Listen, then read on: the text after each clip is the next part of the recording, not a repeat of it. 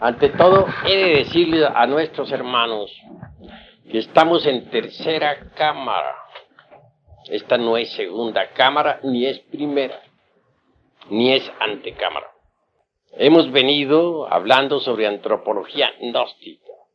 Y hoy, como siempre, continuamos con las lecciones de antropología gnóstica. Rogamos, pues, a todos nuestros hermanos visitantes poner el máximo de atención. Ante todo, es bueno saber que los antropólogos nos hablan de tres épocas muy importantes. Primera, el periodo mesozoico, paleozoico, dispense. El segundo, el periodo mesozoico. Y el tercero, el periodo cenozoico. Afirman ellos en forma enfática que durante el periodo paleozoico existieron sobre las aguas de la vida los primeros seres unicelulares, los microorganismos. También existieron los moluscoides, los moluscos, los peces y los primeros reptiles. Esto lo afirman los antropólogos materialistas con una seguridad increíble, como si ellos hubieran estado presentes en las épocas arcaicas, como si en verdad hubieran podido ver, oler, palpar y hasta oír todo lo que en aquellas edades ocurrió.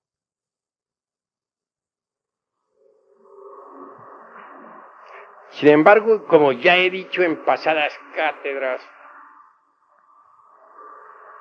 y ahora lo repito,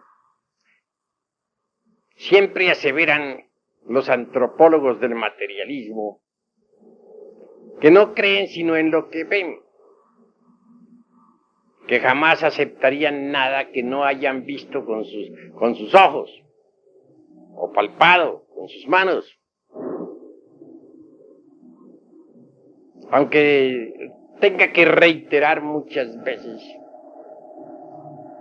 debo decir que tal afirmación resulta completamente falsa, mentirosa. No importa que haya ruido, lo que nos importa es que haya aire. Dejen las ventanas abiertas. Así pues, mis queridos hermanos, ellos están creyendo en lo que nunca han visto, en lo que nunca han palpado. Están afirmando en forma increíble suposiciones falsas. ¿Cuándo vieron ellos la época aquella primaria? ¿Cuándo estuvieron presentes en el periodo paleozoico? ¿O acaso vivieron ellos en el periodo mesozoico? ¿Acaso existieron en el periodo cenozoico? Están afirmando meras suposiciones que no les consta, afirmando lo que nunca han visto, y sin embargo se creen eminentemente prácticos. Siempre una y otra vez están diciendo que no creen sino en lo que ven y nunca han visto el periodo paleozoico. ¿Qué saben de ese periodo? De las formas de vida que existieron en aquella primera edad arcaica de nuestro mundo.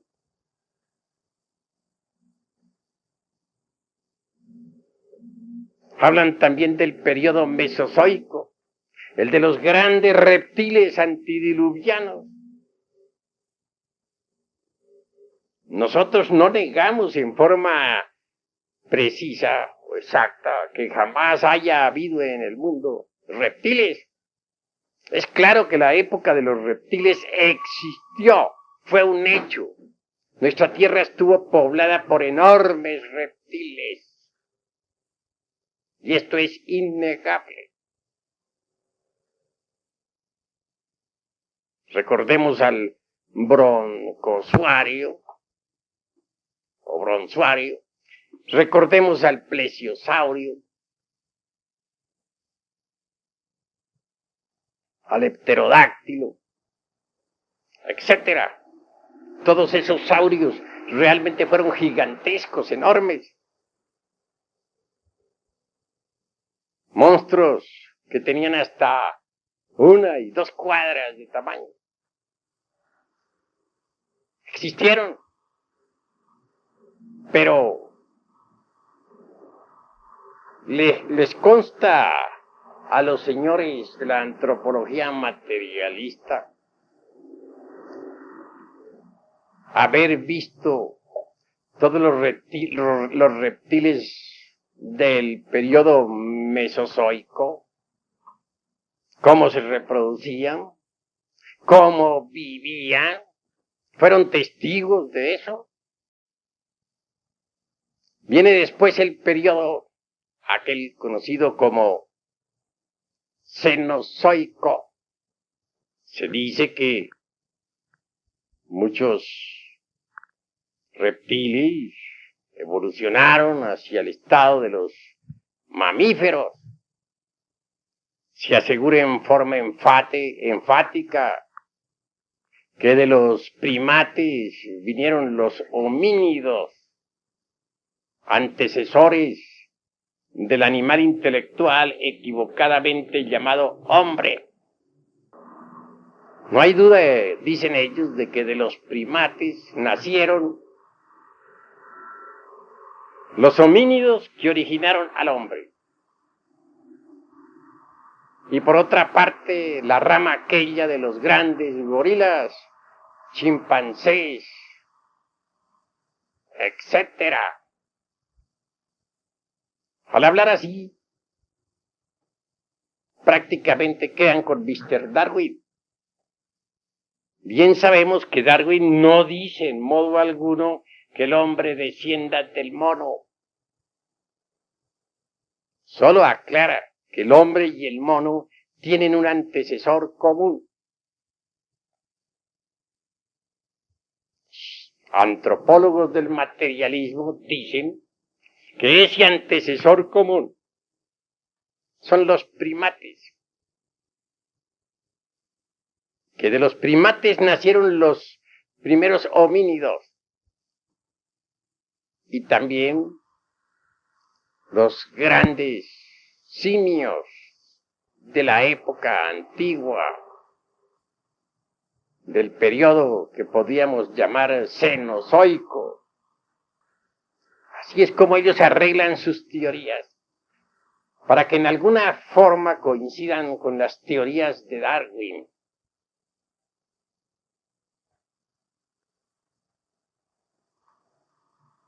Pero ¿existieron acaso esos primates? Los antropólogos del materialismo alguna vez vieron a los primeros homínidos. ¿Les consta? ¿Podrían jurar acaso que de esos homínidos nacieron por un lado los simios gigantes y por el otro los hombres?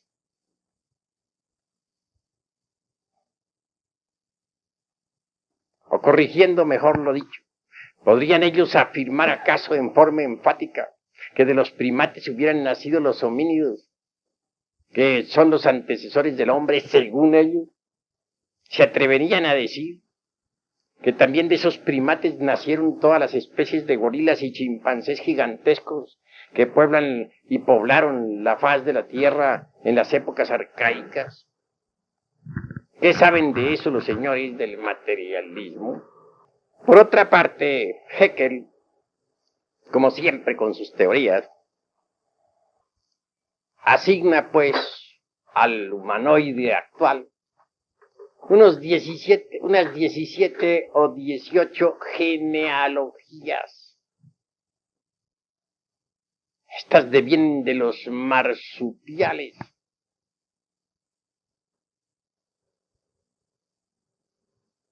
Y de los mamíferos. Y lo habla Haeckel con tanta seguridad como si lo hubiera visto. Sin embargo, estos señores del materialismo son los que dicen que no creen sino en lo que ven. Están diciendo lo que no han visto y creen. Están creyendo en utopismos fantasmagóricos de la mente que no tienen demostración alguna. Los tales mamíferos y marsupiales y todas esas 17 o 18 genealogías de Haeckel resultan bastante fantasmagóricas. Claro, entre ellas no descartan los antropólogos del materialismo a los famosos lemúridos con placenta. ¿Dónde está la placenta de los lemúridos? Bien saben ustedes que en los tiempos actuales también se afirma claramente que venimos de los lemúridos. Y no faltan por ahí ciertos pseudosapientes de nuestros tiempos que están afirmando ahora que nuestro antecesor es el ratón. De manera que según ellos el ratón es el antepasado también de nosotros. Como ven ustedes, son puras chifladuras lo que sostienen estos señores del materialismo antropológico. Verdaderamente que se han dedicado a rebuznar a lo lindo. Resulta vergonzosa esa tan cacareada cultura materialista del siglo XX. Tan pronto descendemos de los lemúridos como del hermano ratón.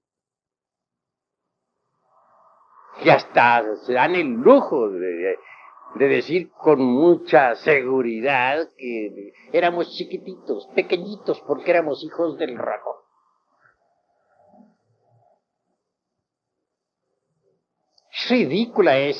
Son ridículas esas aseveraciones del materialismo antropológico. Bien sabemos nosotros por las tradiciones antiguas que la raza humana estuvo formada por gigantes, gigantes de la Atlántida, gigantes de la Lemuria, gigantes de la época hiperbórea, gigantes de la época polar. Claro, para hacer aseveraciones como esas de que venimos también del ratón, tiene que haber excesiva ignorancia. Y quienes así escriben abusan terriblemente de la inteligencia de los lectores. Quienes escuchan semejantes sandeces realmente son víctimas de la ignorancia. Porque ni el mismísimo ratón era tan pequeño en la Atlántida como lo es ahora. Bien sabemos que el ratón en la época terciaria fue un gigante. Podría tener el tamaño de una vaca. Sí, pues, decir que el ser humano era chiquitito y que ha ido creciendo. Que chiquitito porque era el hijo del ratón. Es en el fondo espantosamente ridículo. Vean ustedes cómo se mueven esos cínicos del materialismo. Tan pronto están diciendo que venimos de los primates aquellos que ya cité y de los cuales nacieron los primeros homínidos. Como tan pronto están afirmando otra cosa, que nuestro antecesor es el ratón.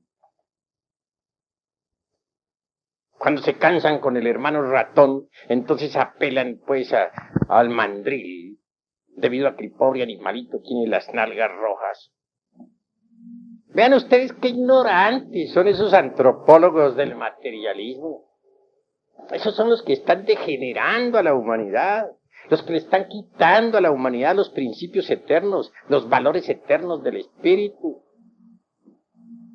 Esos son los que han precipitado a la humanidad por el camino de la involución y de la degeneración. Bien sabemos que cuando a la humanidad se le quitan los valores eternos, los valores del espíritu, degenera espantosamente. Esos son los que mandan a sus secuaces, a los bribones del materialismo, a enseñarle a las gentes de los campos todas esas sandeces. Esos son los que se han convertido en los instructores de la pobre gente que vive en las aldeas, en los villorrios. Esos son en verdad los que están precipitando la degeneración, porque le están quitando a la humanidad los valores eternos. Podríamos considerarlos como corruptores de menores, que corrompen a las pobres gentes sencillas de los campos con sus sandeces, dañan la mente de las pobres gentes. Esos son los que forman planes educacionales dentro de los cuales se excluye todo lo que tenga sabor a espiritualidad. Pero no tienen bases serias como para pronunciarse contra las enseñanzas espirituales de la humanidad. Aseverar tan pronto que venimos del mandril como del ratón, o de los primeros primates de la época cenozoica, pues es bastante ridículo. Tanto en el norte como en el sur, en distintos lugares de la tierra y del mundo, estos señores materialistas se ríen del padre de Manu, del cual devino toda la raza humana, como se ríen del Dian Choham, que les parece personaje utópico. Y sin embargo, no tienen ninguna inconveniente en creer en el Sosura del señor Hecker, una especie de pitecoide estúpido allá, con capacidad ablativa 1000 veces más fantasmagórico y más utópico que la aseveración aquella de que venimos del Manu o del Diahan Choam. Todavía la humanidad cree en el Dia Choam, aunque a estos señores del materialismo les fastidie. Todavía aceptan al padre del Manu. Millones de personas en el Asia lo creen en él. Del hombre, dijéramos, espíritu, en el hombre prototipo, colocado en un nivel del ser muy superior. Si hiciéramos investigaciones retrospectivas, con procedimientos muy distintos a los del carbono 14 o a los del potasio argón, descubriríamos que en realidad de verdad los prototipos de esta humanidad devienen de las dimensiones superiores de la naturaleza y del cosmos.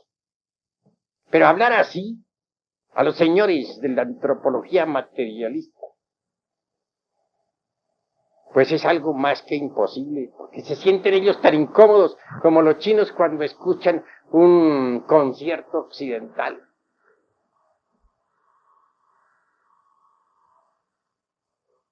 Así que ha llegado la hora de analizar juiciosamente cuál es esa cultura materialista que está sirviendo de base a los pueblos, a las naciones. Tenemos que buscar el origen de tanta corrupción y de tanta perversidad. No es posible que nosotros sigamos permitiendo que la humanidad sea víctima de la ignorancia. Eso es absurdo en un 100%. Esas 17 o 18 genealogías del señor Haeckel y sus secuaces están buenas como para un Molière y sus caricaturas. Es decir que aquellos lemúridos, pequeños animalitos de ojos muy vivos, tuviesen placenta y se pudiesen contar entre nuestros antecesores, es absurdo. Que bien sabemos que los lemúridos no tuvieron placenta jamás. Ese es un error zoológico imperdonable. Realmente Haeckel ha hecho gran daño a la humanidad. Por eso alguna vez dijimos que sus memorias se olviden y que no se ponga nunca su nombre en las calles, parodiando a Job, el profeta.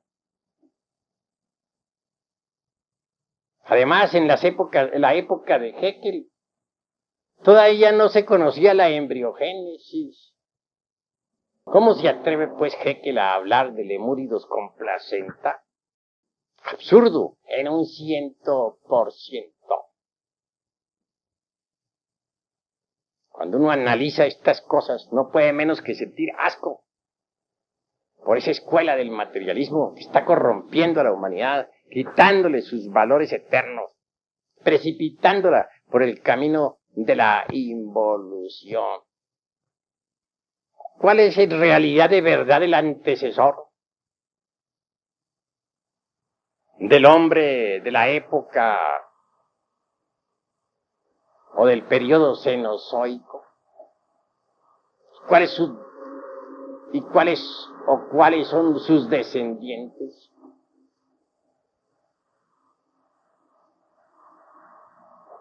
¿Cuáles son los antecesores del hombre paleolítico?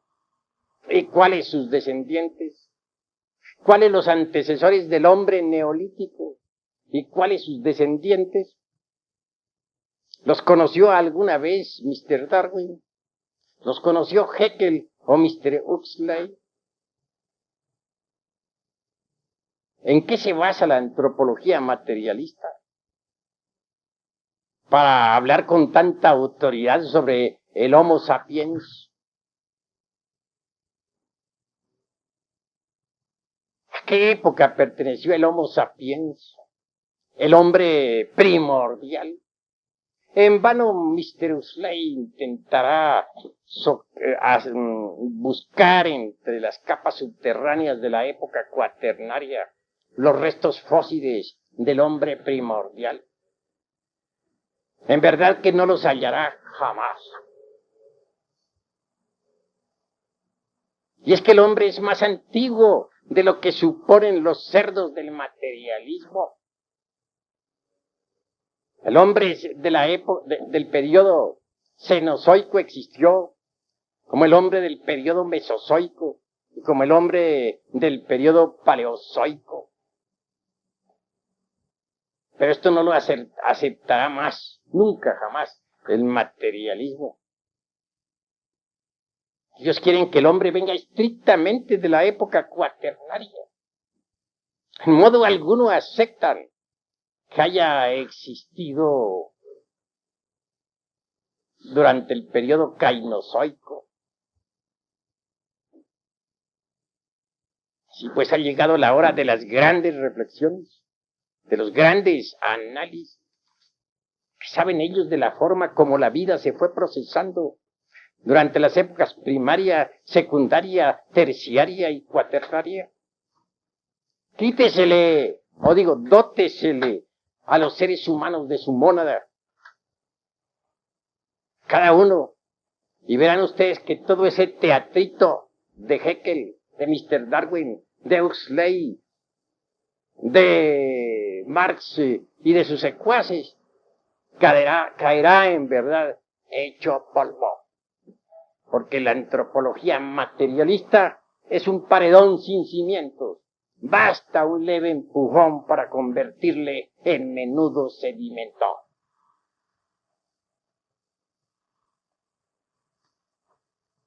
En mi pasada cátedra hablé aquí sobre el ombligo del universo. Y eso sí deberían estudiar los famosos antropólogos materialistas. Que nuestra Tierra tenga un ombligo. ¿Por qué no? Si nosotros cuando nacemos, cuando venimos al mundo, también tenemos nuestro ombligo. Y así como es el macrocosmos, también el microcosmos. Tal como es arriba, es abajo.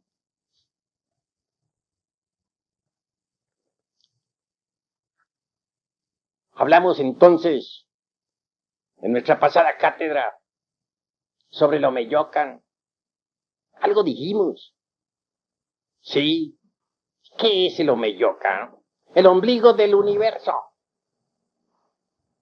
Sí. Un día la Tierra-Luna existió. Tuvo mares, tuvo montañas llenas de vida, de vegetación. Tuvo también sus periodos paleozoico, mesozoico, cenozoico.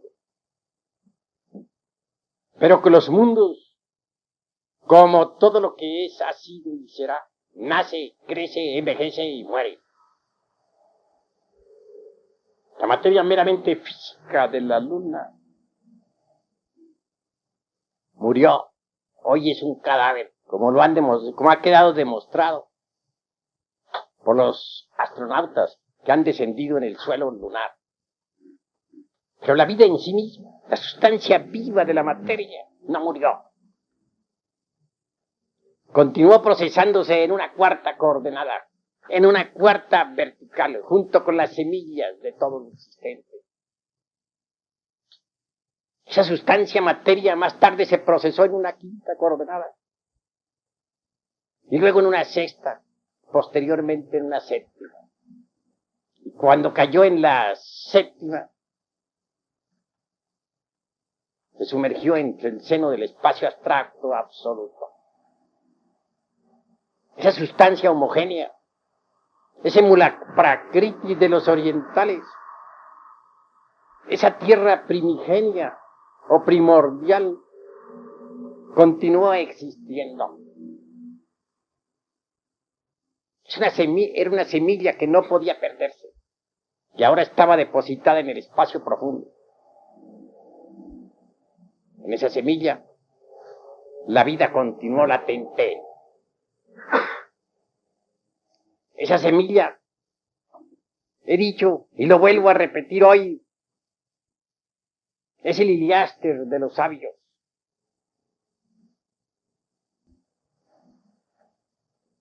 Durmió 7 eternidades tal semilla entre el caos, es decir, entre el espacio profundo, para ser más claro.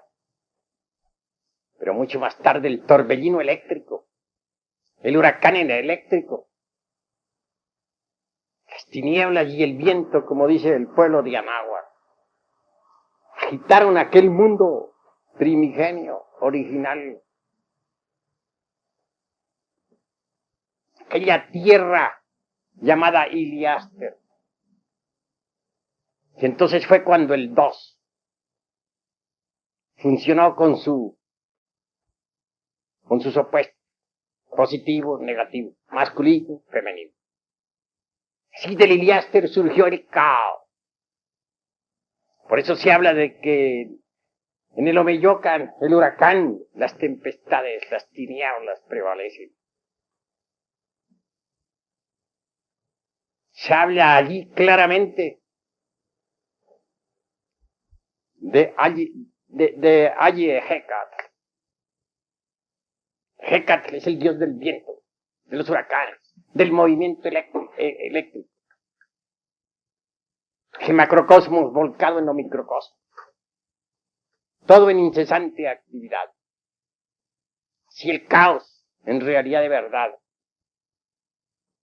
existió en el Omeyocan, fue el mismo Omeyocan. Una tierra virginal purísima, inefable, que jamás aceptaría la antropología materialista. Allí estaban todas las posibilidades, hasta que el fuego universal hizo fecundo aquel caos. Cuando lo hizo fecundo, apareció el limbus. Ese limbus extraordinario dio origen a todo lo que es, ha sido y será. Desde entonces, desde el ombligo del universo, hubo sucesivos desdoblamientos a través de varias dimensiones. Y el hombre, meramente germinal, pasó por el protoplasma. Y la vida evolucionante e involucionante, a través de varias dimensiones, vino a cristalizar por último en la tierra protoplasmática.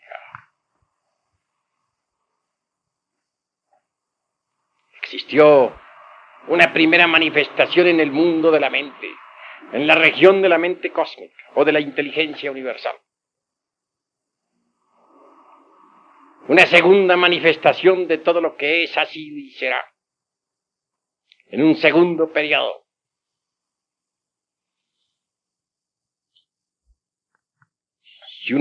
Y entonces, como resultado, apareció una tercera manifestación en una dimensión ulterior.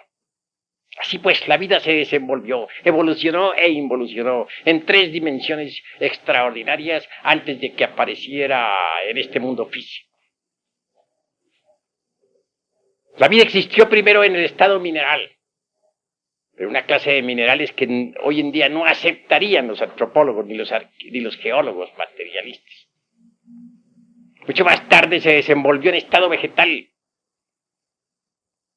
y posteriormente en estado animal. Mas esos estados mineral, vegetal y animal son desconocidos actualmente.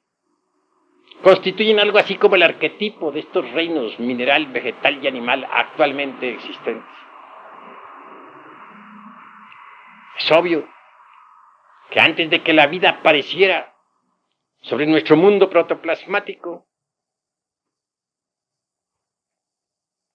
había surgido de entre las especies animales existentes una criatura muy semejante a cualquier mamífero o a cualquier simio, pero en realidad de verdad muy diferente a los simios. Cuando ese hombre original o primigenio logró cristalizar en forma densa, pasó por una transformación de su morfología. Se pareció así sobre el casquete polar del norte que otrora estuviera situado en la zona ecuatorial. Ya en mi próxima plática hablaré sobre el movimiento de los continentes. Y entonces vamos a decirle al mundo lo que realmente es la Pangea. Hoy solo nos limitaremos a decir que la vida se desarrolló en otras dimensiones antes de cristalizar en el mundo físico. Hoy quiero también poner énfasis para decir que antes de que existiera realmente el animal intelectual, equivocadamente llamado hombre, existió el hombre real, en las primeras, segunda y tercera razas. El animal intelectual, ese que surgió en la época cuaternaria, ese no es el hombre, sino el animal intelectual, repite.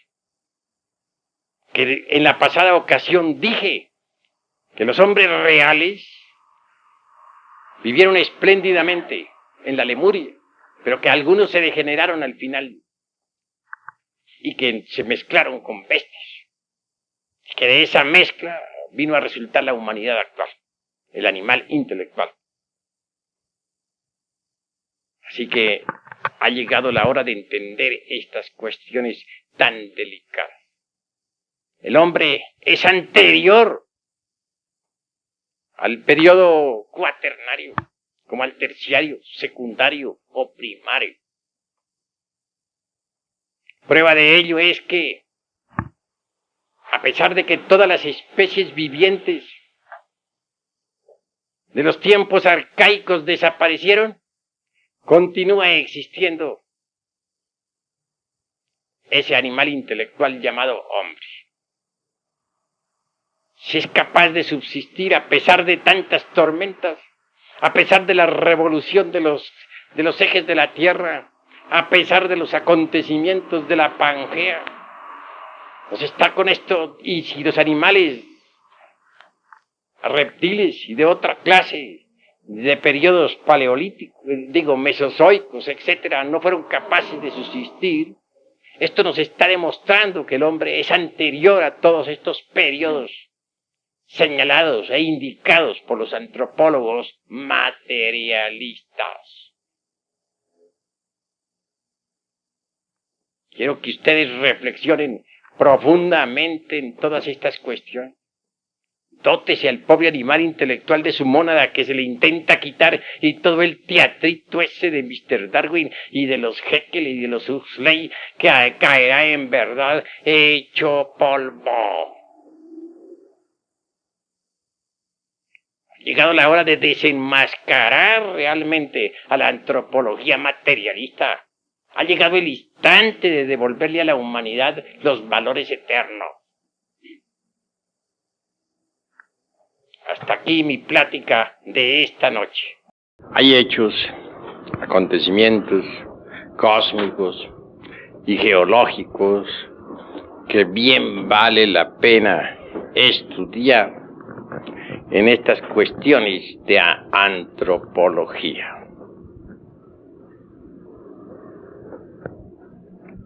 No hay duda de que la antropología científica gnóstica descorre todos los velos relacionados con el origen del hombre y del universo. Se trata de un sol espiritual, maravilloso, extraordinario. Gobierna completamente a la Vía Láctea. Obviamente que esta galaxia sin principios inteligentes, aunque gravitara toda alrededor de Sirio, aunque fuese gobernada inteligentemente, le faltaría algo más. Le faltaría el sol espiritual. Le faltaría el sol polar, que es el fundamento mismo de todos sus principios inteligentes. Mas ahí no queda esta cuestión. Tenemos que ir más lejos. Ya Einstein dijo, el infinito tiende a un límite. También aseveró que el infinito era curvo. No hay duda de que existen muchos infinitos. Más allá de este infinito, hay otro infinito. Y mucho más allá hay otro. Y entre infinito e infinito, siempre existen espacios vacíos. No hay un límite para los muchos infinitos.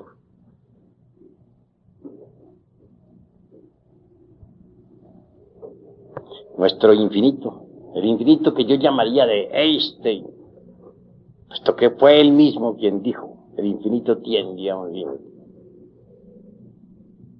Tiene alrededor de 100.000 galaxias, con un promedio de 100.000 soles cada uno, y sus millones de mundos. Esto es lo que alcanza a percibirse con los telescopios. Mas en verdad que este infinito en el que vivimos nosotros necesita de principios soberanos, inteligentes, que lo coordinen para evitar en lo posible colisiones y fracasos de todo especie. Afortunadamente, existe el sol central, el sagrado sol absoluto. En este sagrado sol absoluto están las inteligencias directrices de todo este infinito, en el que, repito, vivimos, nos movemos y tenemos nuestro ser.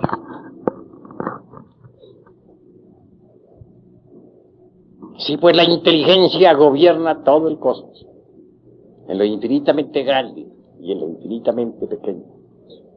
en el macrocosmos y en el microcosmos, en un sistema de mundos y en un panal de abejas, o en un hormiguero. La inteligencia cósmica reside precisamente en cada partícula de esta gran creación.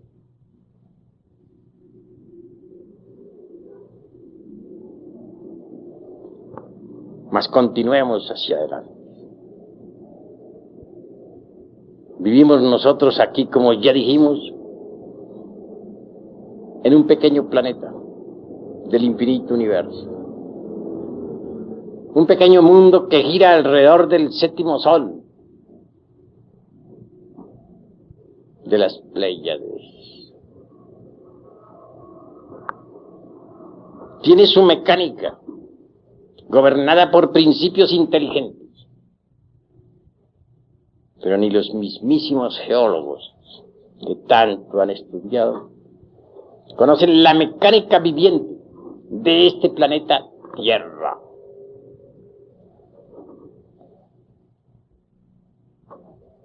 Siempre se ha creído, por ejemplo, que los continentes en los cuales existimos son fijos, firmes, inamovibles. Pero tal concepto resulta equivocado.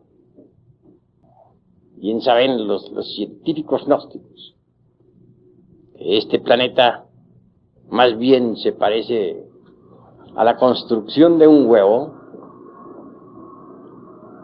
que a una masa firme. Si observamos un huevo de ave, veremos que tiene una yema que es movible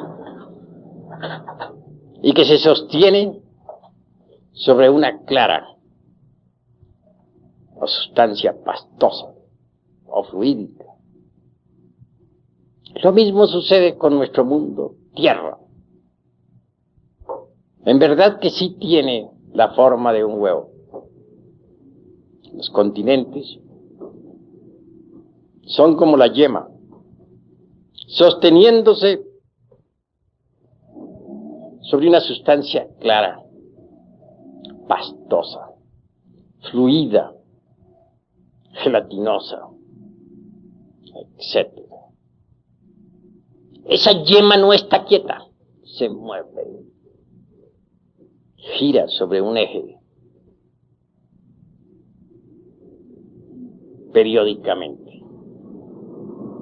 Un día pudo la América y la Europa estar juntas y ahora están separadas, etc. Eso es lo que dicen los antropólogos materialistas sobre la Pangea,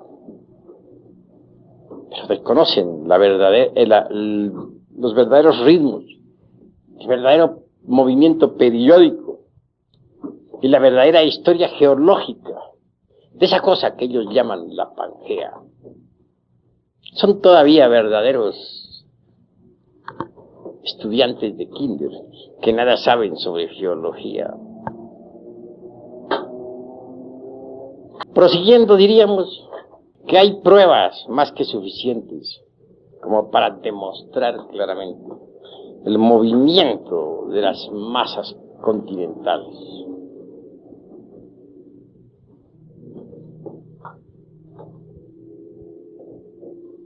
Un día existió la Atlántida en el océano que lleva su nombre, continente que ha sido puesto en tela de juicio por los cerdos del materialismo, pero que ha sido debidamente demostrado y en forma concluyente por los verdaderos sabios que de cuando en cuando han aparecido sobre la faz de la tierra. Si hubiera hundido aquel continente como una nata entre la leche, resulta un poco absurdo. Aseveración necia de los ignorantes ilustrados, que no solamente ignoran, sino que además ignoran que ignoran. Si la Atlántida se hundió, fue a consecuencia de la revolución de los ejes de la Tierra. Mas esto no lo saben los antropólogos del materialismo.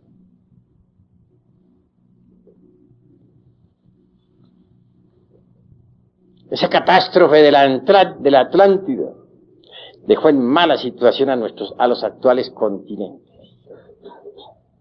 Observen ustedes las Américas y verán que del lado del Pacífico se inclinan como queriendo hundirse en el océano mientras se levantan del lado oriental. Es algo similar a lo que pasa con un barco. Nunca se hunde verticalmente, siempre del lado. La misma cordillera de los Andes se carga hacia el lado del Pacífico. Obsérvese luego la Europa. No hay duda de que por el Mediterráneo quiere hundirse, está más sumergida, más baja. Y todos esos países bajos están inclinados hacia el mar, hacia la profundidad. También vemos eso mismo en Alemania y en Rusia. Y miremos nosotros, por último, al continente asiático. Está inclinado, como queriendo hundirse por el mar de las Indias. Así que los continentes quedaron averiados con la gran catástrofe atlántica, que desequilibró verdaderamente la formación geológica de nuestro mundo Tierra. Hemos hablado mucho de soles y de catástrofes y de todo por el estilo.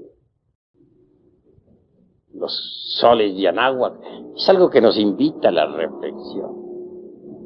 Los soles náhuatl son interesantísimos. Sol del fuego, sol del aire, de las aguas, de la tierra. Marcan catástrofes cósmicas tremendas.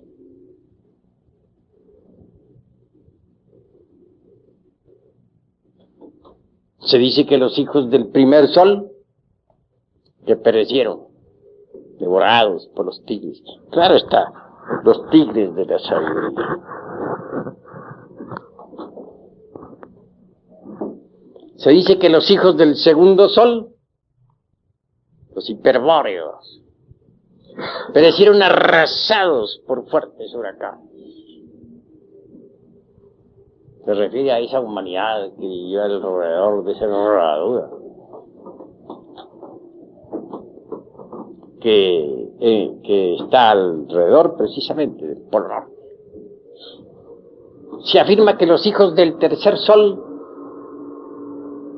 perecieron por sol de lluvia de fuego y grandes terremotos.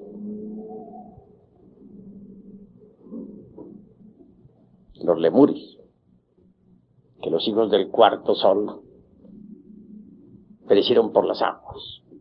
Los atlantes, que los hijos del quinto sol, nosotros, las gentes de esta época, pereceremos por el fuego y los terremotos. Y así será, se cumplirá, dentro de muy poco tiempo. Que los hijos del sexto sol, de la futura tierra de la mañana, perecerán. Pero también, aunque perezcan,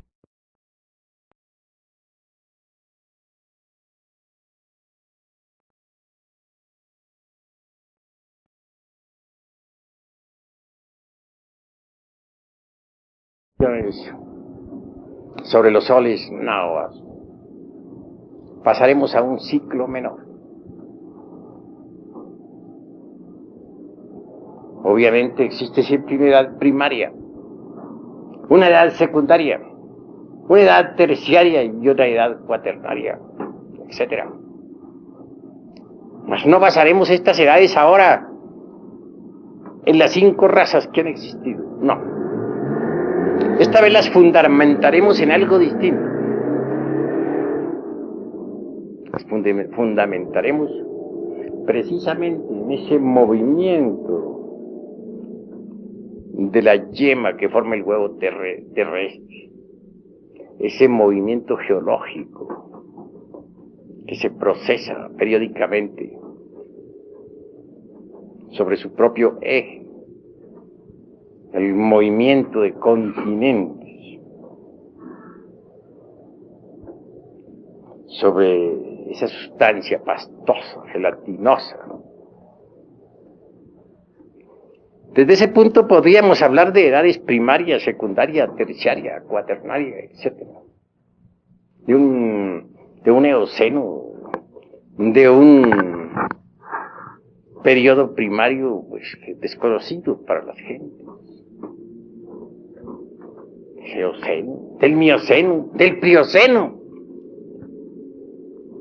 Sí, con otra clase de catástrofes, pero que también las hay. Con glaciaciones terribles. No lo negamos. La Atlántida marcaría entonces el final de la era terciaria. El final de la Atlántida, claro. Esa era terciaria fue bellísima por sus edenes deliciosos, por sus grandes paraísos.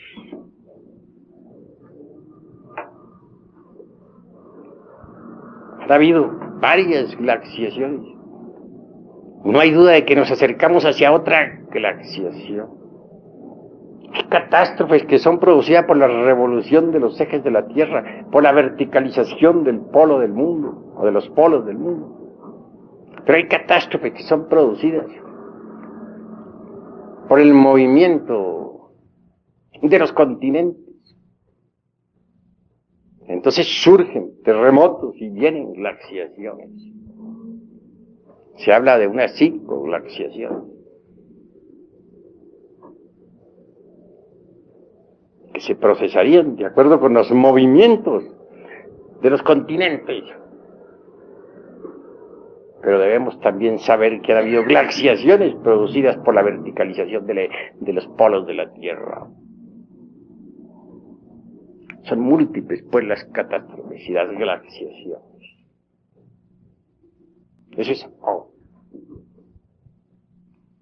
Si dijéramos que el hombre no existió en las épocas del Mioceno, o del Plioceno, o del Eoceno, estaríamos aseverando algo falso. Y resulta curioso que a medida que las especies animales arcaicas se fueron desapareciendo, el hombre continúa existiendo. Estoy hablando de hombre, esta vez en un sentido meramente convencional, pues ya sabemos nosotros que el animal intelectual no es el verdadero hombre, pero en alguna forma tenemos que hablar. Eso es obvio. ¿Que han habido cambios terribles? Sí los ha habido. Pensemos nosotros, por ejemplo, en esa raza humana que surgiera del Eoceno, con su clima tropical, infernal, dijéramos, caliente. En esa raza que se desarrollara y desenvolviera durante el Oligoceno, con su temperatura media, y por último en esa raza del Mioceno, fría, temperaturas que se acercaron hasta la última glaciación. Lo interesante es que a pesar de tantas glaciaciones y catástrofes continúen los seres humanos existiendo. Existe el hombre paleolítico todavía, increíble pero cierto, y desaparecieron todas las especies animales de los tiempos arcaicos, los enormes reptiles del Mesozoico.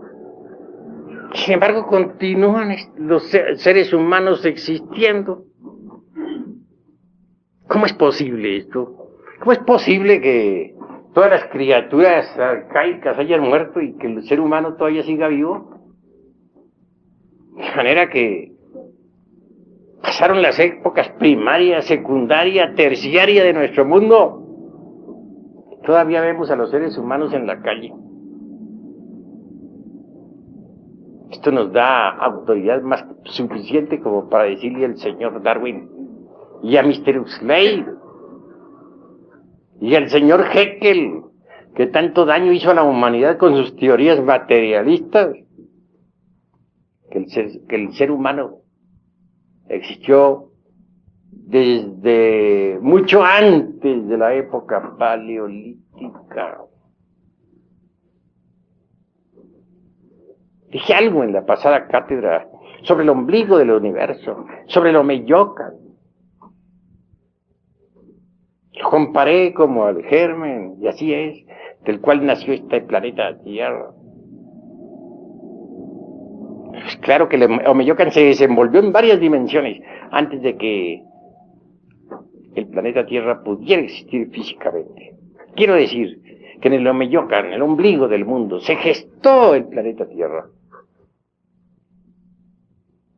que pasó por varios periodos de actividad en diversas dimensiones, antes de cristalizar en la forma física actual. Es obvio que el ser humano, como semilla, se desenvolvió desde el Omeyocan, y fue cristalizando poco a poco a través de diversas dimensiones, hasta tomar la forma física en la época polar. Pero aquí estamos tocando asuntos que molestan a los materialistas. Ellos dicen que no creen sino en lo que ven. Sin embargo, creen en todas sus utopías. Andan buscando al hombre primordial entre las capas subterráneas de la época cuaternaria. Inventan cada día más y más teorías en las que creen. No las han visto, pero creen. Entonces están diciendo mentiras, están creyendo en lo que no ven. Son unos falsarios. Eso es obvio. Están asegurando falsedades, diciendo que no creen sino en lo que ven y creen en un poco de conjeturas, de hipótesis que no han sido comprobadas jamás. Nunca. Nosotros podemos comprobar lo que decimos. Tenemos sistemas de investigación a través de las técnicas más difíciles de la meditación, mediante las cuales desarrollamos determinadas facultades, tales como, por ejemplo, el tipo de la intuición más elevada, llamado Prajna Paramita, que nos permite de verdad estudiar los registros akáshicos de la naturaleza. En esos registros está toda la historia de la Tierra y de su raza. Y si los cerdos del materialismo dejan su posición fanática y se resuelven a entrar en las disciplinas de la gnosis, pueden desarrollar tales facultades, mediante las cuales les será asequible a ellos la historia de la Tierra y de sus razas. Así que, mis estimables amigos, vale la pena que reflexionemos profundamente en todas estas cuestiones. La hora ha llegado en que cada uno de nosotros reflexione sobre sí mismo y sobre el universo. El hombre existe sobre la Tierra mucho más allá de la edad primaria.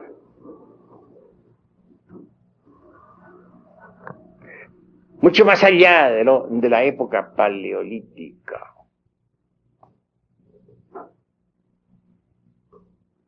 Y repito, nos da derecho a afirmar esto. El mismo hecho concreto de que sigamos existiendo a pesar de que todos los animales, todas las criaturas de los tiempos arcaicos desaparecieron ya en su mayoría. Si eso es así, tenemos derecho para decir que somos tan antiguos como la Tierra, como la naturaleza.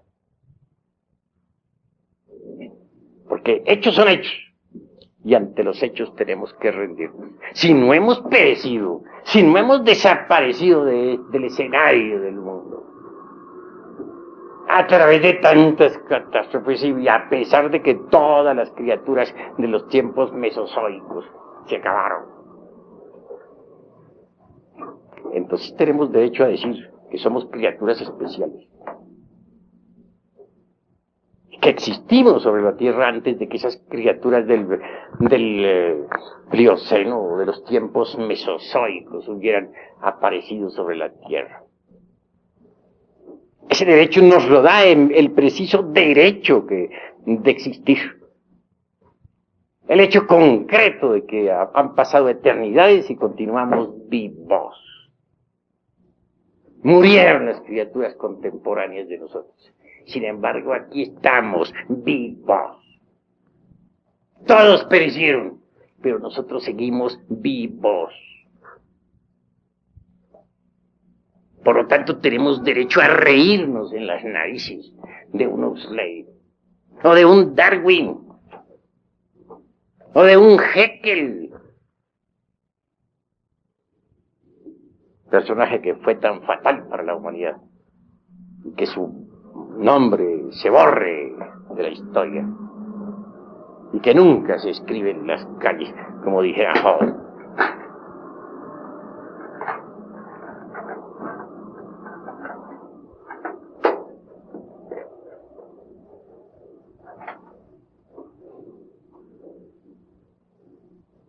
Los distintos escenarios en los que se ha desenvuelto esta humanidad merecen ser tenidos en cuenta. Cuán sabios son los soles maravillosos de los náhuatl. No solamente contemplan a